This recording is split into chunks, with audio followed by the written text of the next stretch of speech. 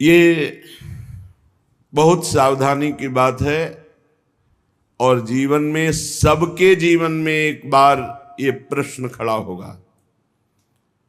इसे सौभाग्य मत मान लेना, इसे प्रारब्ध मत मान लेना। प्रारब्ध से भोग का सानिध्य मिलता है, भोग क्रिया नहीं होती। भोग क्रिया अज्ञान से होती है।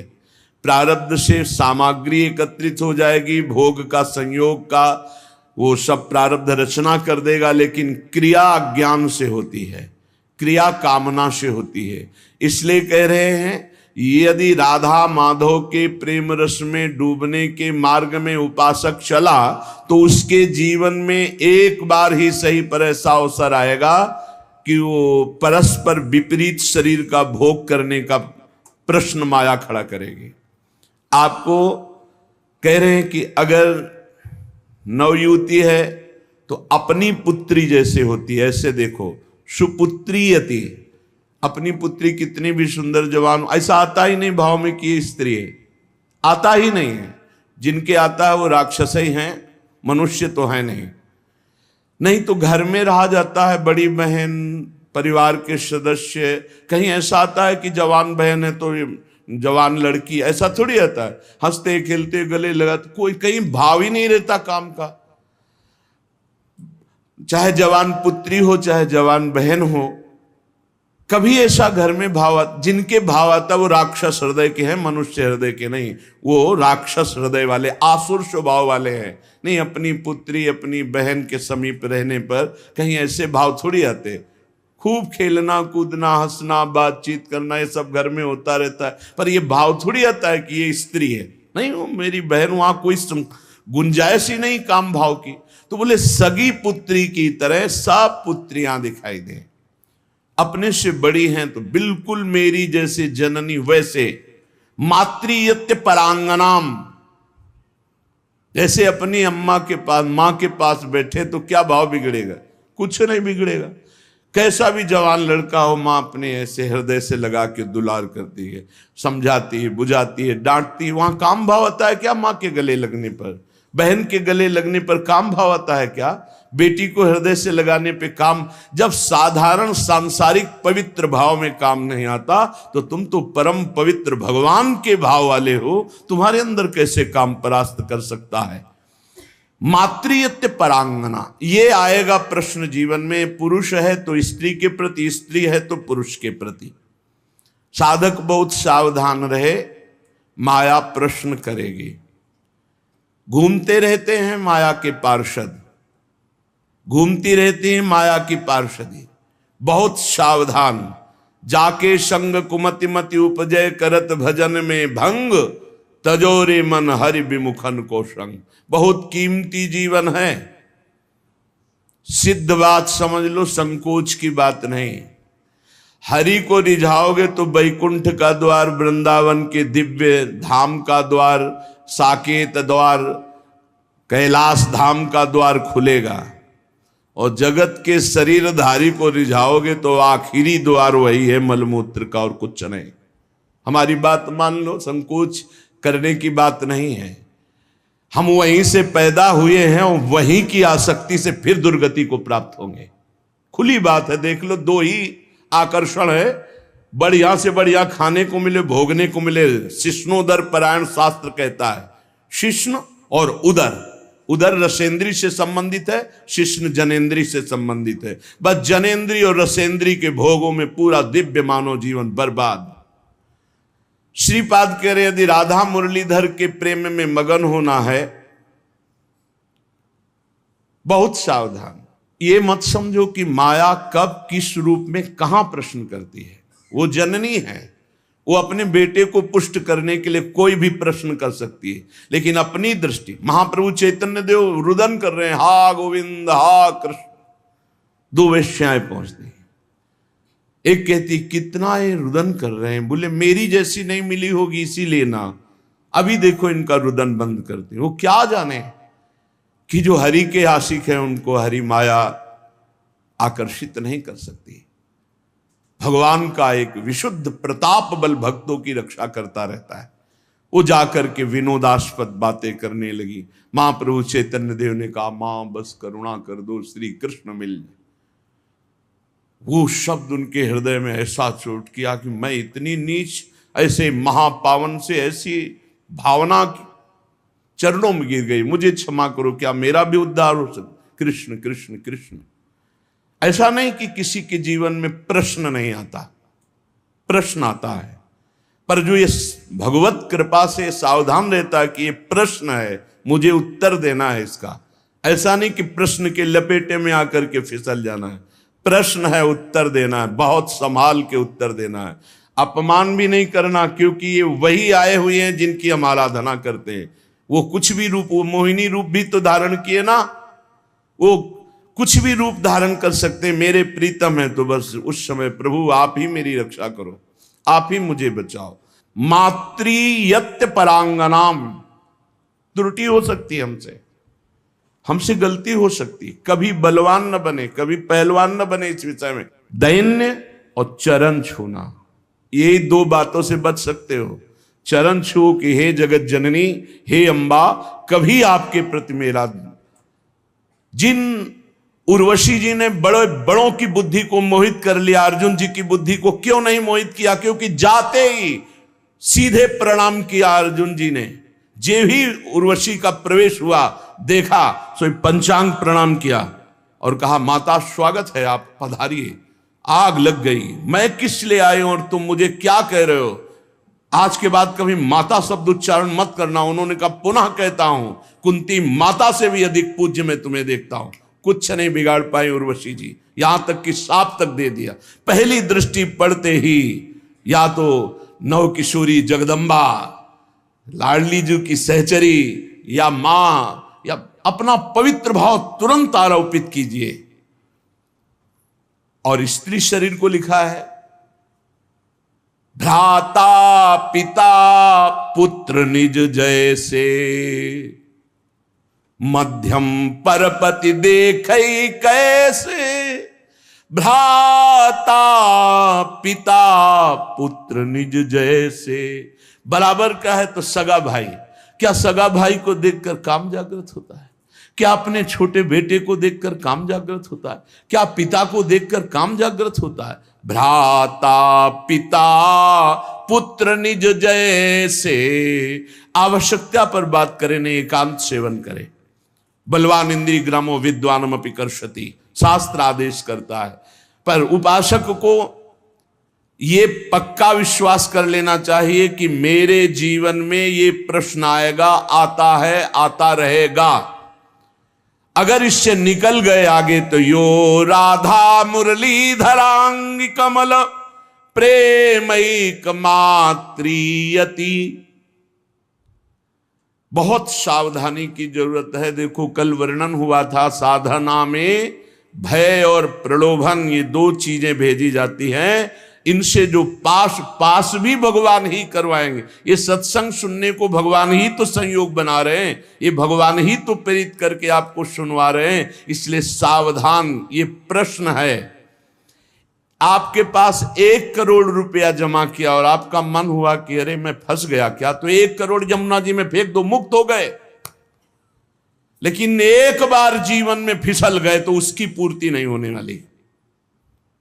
हम कह रहे हैं अरबों रुपया एकत्रित हुआ, मन में आया सब छोड़ के भाग गए, राधा राधा राधा राधा, जो जहां वहीं छोड़ दिया, कुछ नहीं फंसे। लेकिन एक बार फिसल गए काम में तो उसकी पूर्ति कैसे होगी? वो तो नहीं होगा।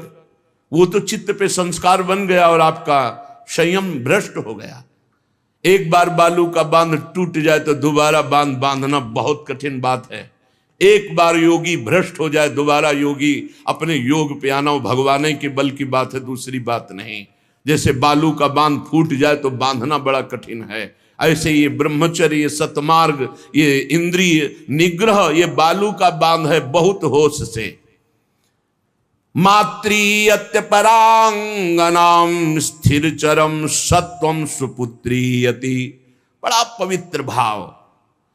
और ये भाव जब अचानक संयोग हो जाए तब संयोग से बचने की पूरी वृत्ति रखे उपासक। जब तक कोई बहुत ऐसा संयोग की बात बन जाए कि बात करना ही है, तो उसके चरणों में दृष्टि रखते हुए, मुख की तरफ दृष्टि रखते हुए साधक कभी बात नहीं करते। नहीं, चरणों पर ऐसे दृष्टि रखते, जी प्रत्युत्तर कम शब्दों में और भाग ले। अपने को सूरवीर मत समझे। ये भगवान की प्रचंड मोहिनी माया का आकर्षण हमारे चित्त में बलात् हमारी निष्ठा को परिवर्तित कर देगा, यदि हम अधिक समय साथ रहें, अधिक समय बात करें, अधिक समय हंसी मजाक करें, तो हम फिसल जाएंगे। ये खाइयां हैं जिनसे हम भगवान को नहीं प्राप्त कर पाते और इनमें हम फिसल जाते हैं। बहुत ही सावधानी की जरूरत है। हमारी एक एक वृत्ति भगवान अंदर बैठे हुए देख रहे हैं। उस जो जल रही वृत्ति काम क्रोध आदि को ना भोगने से, वो भगवान हिसाब आपको इतना आनंद प्रदान करेंगे कि रोते रहोगे। पर कुछ समय के लिए आपको अपने मार्ग में बहुत संभाल संभाल कर पग रखना है। अगर अपना कल्याण चाहते हो, सुंदर बुद्धि चाहते हो, भगवत मार्ग में अग्रसर होना चाहते हो, तो गोस्वामी तुलसीदास जी की चौपाई याद रखना। जो चाहे आपन कल्याणा, सुजस सुमति शुभ गति शुभ नाना, सो पर नारी लीलार गोसाई, तजौ चौथी के चंद की नाई। जैसे चौथ के चंद्रमा को देखने से कलंक लग ही जाता है, ऐसे ही जो पराई माता बहनों की तरफ ऐसी गंदी दृष्टि या बार बार मुख की तरफ देखना, तो हाव भाव आदि के द्वारा चित्त का आकर्षण होकर मलिन हो जाना स्वाभाविक है। जैसे चौथ के चंद्रमा को देखने से कलंक लगता है, ऐसे जो साधक अपना कल्याण चाहता है, सुमति चाहता है, शुभ गति चाहता है, उसे चाहिए कि चरणों की तरफ देखकर बात करे। ये जगत जननी जगदम्बा हैं, इनकी कृपा से हम परमार्थ पर विजय प्राप्त कर लेंगे। इनके प्रति हमें भोग्य बुद्धि, दोष बुद्धि, निकृष्ट बुद्धि का त्याग करना ही होगा, तब हम आगे बढ़ पाएंगे। गोत्रीयत्यति तर्जना दिशु महा, मित्रीयति द्वेषिषु। यदि हम भगवत मार्ग में चल रहे हैं, कोई हमारी निंदा करता है, तर्जना करता है, तो जैसे अपना भाई, अपना घर का, अपने गोत्र का, परिवार का कोई लड़ाई झगड़ा करे, तो ऐसा अरे घर का आदमी कोई बात नहीं, ऐसे टाल देते हैं, ऐसे भाव रख लेते हैं। या हम भाव रख लेते हैं भगवान के द्वारा विधान किया हुआ भेजा गया है, कोई हमारे प्रारब्ध का क्षय हो रहा है, और जो हमसे विद्वेषी, उसे हम महामित्रवत भाव रखें। नहीं, हम में और संसारी पुरुष में क्या अंतर। करत जे अनुशहन निंदक, तीनों पे अनुग्रह करो। अपने शरीर को जैसे हम प्यार करते हैं और दूसरे शरीर से हम उदासीन रहते हैं, ये संसारी पुरुष का लक्षण है। और भक्त अपने शरीर से उदासीन रहता है और दूसरे शरीरों के दुख को अपने शरीर जैसा मानता है। ये भाव होता है। अपने शरीर में कष्ट है कोई बात नहीं, लेकिन दूसरे के शरीर का थोड़ा भी कष्ट उसके हृदय में पीड़ा पहुंचा देगा। पूज्य श्री भाई जी हनुमान प्रसाद पोद्दार जी महाराज साधकों के लिए बहुत अमृतमय वचन लिखे हैं। भगवान को प्राप्त करना है तो तीव्र अभिलाषा जागृत करो। नाम जप से, सत्संग से, सदाचरण से, दूसरों की सेवा से, पवित्र शरीर, पवित्र मन, पवित्र विचार, पवित्र वाणी, तो परम पवित्र सच्चिदानंद भगवान की प्राप्ति की अभिलाषा साधु संग से निश्चित जागृत हो जाएगी। अन्य कामना जब उत्पन्न हो जाती है, तब भगवान की प्राप्ति की अभिलाषा नहीं हो सकती। भगवान ने कहा स्वयं कि जिसका चित्त भोगों ने अपहृत कर लिया है, जो भोगों में लगा हुआ है, जो भोग सामग्री संग्रह करता है, ऐसा व्यक्ति कभी निश्चय ही नहीं कर सकता कि मुझे भगवत प्राप्ति करनी है। भोगैश्वर्य प्रसक्ता नाम तया प्रहृत्य चेतसाम, व्यवसायत्मिका बुद्धि समाधो न विधीयते। वो कभी भगवान की प्राप्ति की इच्छा ही नहीं कर सकता है। इच्छा ही नहीं होगी ऐसी बात नहीं। अगर साधु संग हो तो वो भोग आदि का त्याग करके भगवत प्राप्ति की इच्छा जागृत कर सकता है, पर जब तक भोगों में लगा रहेगा तब तक भगवत प्राप्ति की इच्छा ही नहीं होगी। अन्य कामना वाला भगवत प्राप्ति की इच्छा नहीं रखता। अनन्य कामना जिसकी है श्री भगवान से, उसके हृदय में इच्छा जागृत होती है, अब मुझे भगवत प्राप्ति करना है। जब भगवत प्राप्ति की इच्छा जागृत होती है तब भगवान के अनुकूल आचरण और प्रतिकूल आचरणों का त्याग, ये नियम लेना होता है। श्री कृष्ण अनुकूलेन प्रतिकूलस्य वर्जनम विसर्जनम। आज के बाद कभी शास्त्र विरुद्ध, धर्म विरुद्ध आचरण नहीं करूंगा, तभी आपके अंदर भगवत प्राप्ति की अभिलाषा जागृत होगी। इधर तो माला चला रहे हैं, पाठ कर रहे हैं, धर्म के कार्य कर रहे हैं, और पीछे फिर अधर्माचरण हो रहा है, तो वो अंधा बटे पड़ा चबाए, तुम्हारे हाथ में कुछ नहीं लगेगा। हमको संयम से रोकना पड़ेगा। जो धर्म, जो नाम जप, जो साधन कर रहे हैं, वो हमारा कहीं किसी पापाचरण में बह न जाए, कहीं किसी छिद्र से बह न जाए। हम अपने इंद्रियों को, मन को हम विचार के द्वारा, पवित्र विचारों के द्वारा उनको घेरे रहते हैं। इसी का तो इनाम मिलता है परम पद, इसी का इनाम मिलता है अद्भुत आनंद की उमगन। ना भय जन्म का, ना मृत्यु का, ना रोग का, ना शोक का, किसी भी तरह का कोई भी द्वंद्व प्रभाव उपासक के अंदर नहीं रह जाता। अनुकूलस्य, अपने इष्ट देव गुरुदेव के अनुकूल, और प्रतिकूलस्य विसर्जनम, प्रत्येक प्रतिकूल आचरण का त्याग।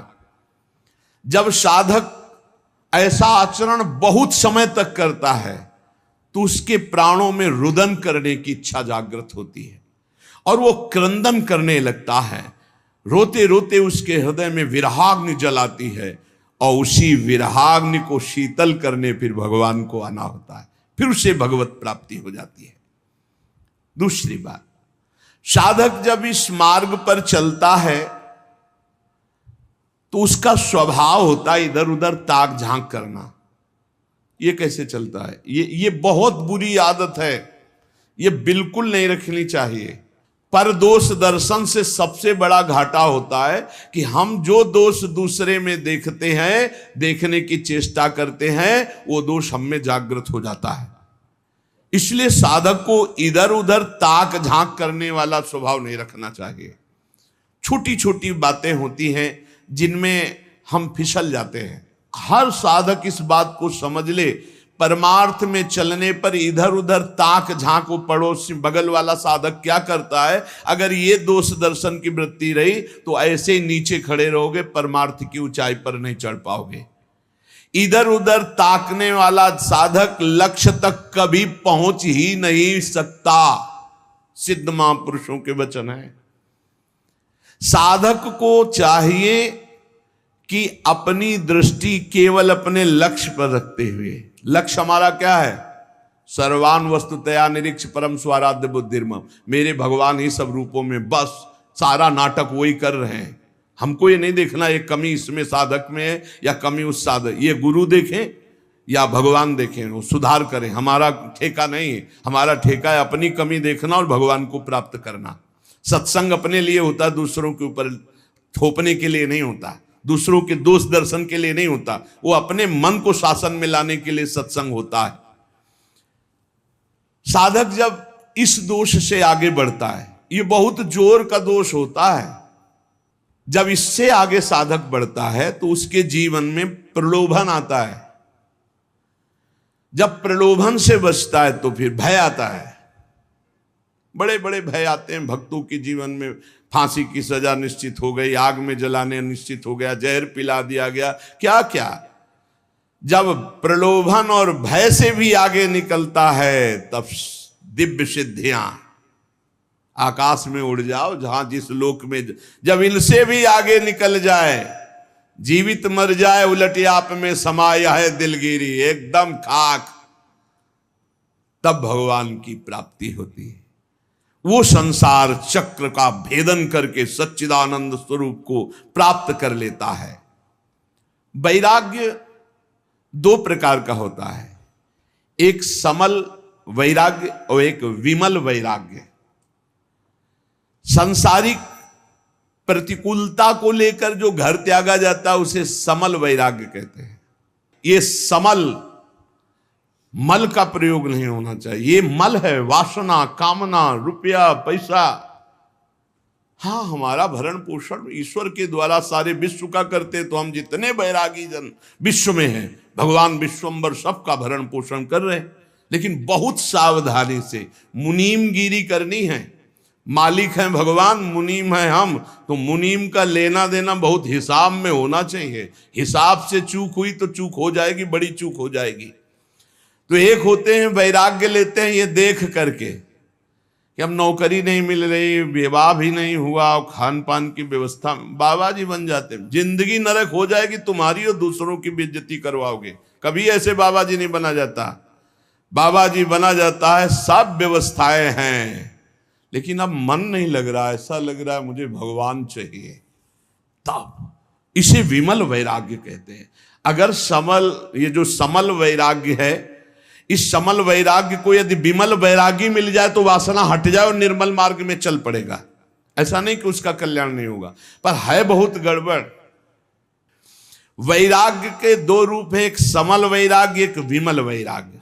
समल वैराग्य होता है कि हर किसी न किसी विषय की अभाव स्थिति में बाबा जी बन जाना, वैरागी बन, बहुत खतरनाक, बहुत घटिया जीवन व्यतीत होता। बहुत घटिया हम शब्द में कह रहे हैं, लाख प्रकार से समझाओ उसको समझ में नहीं आता। वो केवल वासना की पूर्ति ऐसे लोगों के द्वारा बहुत अहित होता है संत समाज का, क्योंकि उनके अंदर कोई लक्ष्य भगवत प्राप्ति नहीं, कोई साधुता नहीं, और वेश साधुता का वो बहुत तरह से हानि करते हैं। और अब कहे तो संत ही जाएंगे क्योंकि वेश है, तो इसलिए बड़ा अपमान संतों का होता है। उनका लक्ष्य नहीं होता भगवत प्राप्ति, उनका लक्ष्य नहीं होता सतमार्ग, वो केवल वासनाओं की पूर्ति के। बहुत विचित्र होता है, ये भी सब देखा है। भ्रमण के समय भगवान बड़ी कृपा की तो सब भ्रमण में साधु पक्का हो जाता है। भूख प्यास, गर्मी सर्दी, मान गाली या मार पीट सब कुछ सहना पड़ता है, सब सहना पड़ता है, उससे परिपक्व हो जाता है। तो जो किसी प्रतिकूलता को लेकर वैराग्य होता है वो समल वैराग्य होता है। ये ज्यादा दिन नहीं, ये फंसे फंसाए, ये फंसी बिल्कुल फंस जाते हैं। मन जो है ये जब भगवान के लिए व्याकुल हो तब घर छोड़ना चाहिए। नहीं तो हम कह रहे हैं कि भले आप लेबरी करके जियो लेकिन बाबा जी मत बनना। बाबा जी बनने के लिए एक केवल बात है, अब मुझे भगवान चाहिए, अब आपको कोई परास्त नहीं कर सकता त्रिभुवन में। ये बस बात तुम्हारे अंदर बैठ जाए, आप समझो केवल 2 वर्ष गुरुदेव भगवान 13, 14, 15 और इसके बाद पधार गए। अब पूरा जीवन अनाथ हो गया। अब हम किसके सहारे चले, कैसे चले? अब एक भारी विपत्ति, भारी अव्यवस्था कि हम पुत्र की तरह जिनकी गोद में बैठकर चल रहे थे वो तो अंतर्ध्यान हो गए। अब हमको कौन संभाले? उस समय श्री भगवान का जो तेज हमारे साथ था, हम आपको बताया जब हमारी समस्या आती थी तो संत और आकाश ये 2 का सानिध्य हो जाता था। एकदम एक दिन 3 बजे सुबह तड़के नहा के ऐसे आकाश की तरफ कहा, गुरुदेव भगवान अभी तक तो हम निश्चिंत थे आपके बल पर, अब तो मुझे मार्ग भी पता नहीं कैसे चलना है, पूरा जीवन है, कोई साथी नहीं, किसी पर भरोसा नहीं। हमारा शुरू से किसी पर भरोसा नहीं था। भगवत प्रेरणा से, भगवत कृपा से एक हमारे दिमाग में बैठ गया था कि भगवान के सिवा, गुरुदेव के सिवा इस संसार में कोई सतमार्ग में नहीं चला सकता और गिराने वाला हो सकता है। इसलिए कभी हम किसी की सलाह नहीं मानी, कभी हम किसी से प्रश्न नहीं किया, कभी हम किसी की बात सुनने की चेष्टा नहीं की। जो बात गुरु जी ने कही थी उसी को घुमा घुमा करके बार बार उसी पे चलने की चेष्टा की। प्रेरणा आई, उतर जाओ गंगा के तीर पर और कभी किसी एक आश्रम में मत रुकना, बस भ्रमण करो। बस तुरंत मन में आया, बस सफेपुर घाट से कूद पड़े गंगा किनारे, एक गीतावत पूरा फिर ओ यहां तक वही सच्चिदानंद परम तत्व घुमा। अगर थोड़ा भी कुछ राग लेकर घर से निकलोगे तो फंस जाओगे। आश्रम व्यवस्था कई जगह भ्रमण में ऐसे प्रलोभन आएगी, यहाँ के महंत बन जाओ, अब ऐसे यहाँ। जब तक भगवत प्राप्ति नहीं तो राम काज की नहीं बिनु मोहि कहाँ विश्राम। शमल वैराग्य, इस प्रायः देखना चाहिए साधक को कि कोई वासना लेकर आए तो फटाफट उसका ऑपरेशन कर डालो गुरुजनों के सानिध्य में, सत्संग में, नहीं तो ये वासना कहीं ना कहीं फंसाकर चौपट कर देगी। किसी सांसारिक प्रतिकूलता को देख करके अनुकूलता पाने के लिए तो बाबा जी नहीं बन गया कोई, या अनुकूलता पाने के लिए वैराग्य का नाटक तो नहीं कर रहा। ये बहुत हानिकारक है, परमार्थ में आगे नहीं बढ़ने देगा। विमल वैराग्य जिसमें विषयासक्ति है पर वो विषयासक्ति को मिटाना चाहता है, वो तृष्णा रहित होना चाहता है, वो भगवत प्राप्ति करना चाहता है, वो कहीं विश्राम नहीं मानना चाहता, केवल भगवान की प्राप्ति। वो सूरवीर, ये महान योद्धा सातरत्य सातरत्य सा लोकांतरत पार कर देगा, जीवन पार कर देगा, कोई नहीं इसे परास्त कर सकता। दुख दोष ये मिटाने के लिए हम भगवत मार्ग में आते हैं। देखिए, दुख दोष मिटाने के लिए हम भगवत मार्ग में आते हैं। जो उपासक भोगों का रागी होगा, सुख सुविधाएं हर्षित, ठाकुर को देखकर हर्षित होने का कब तुम्हारा भाव आएगा?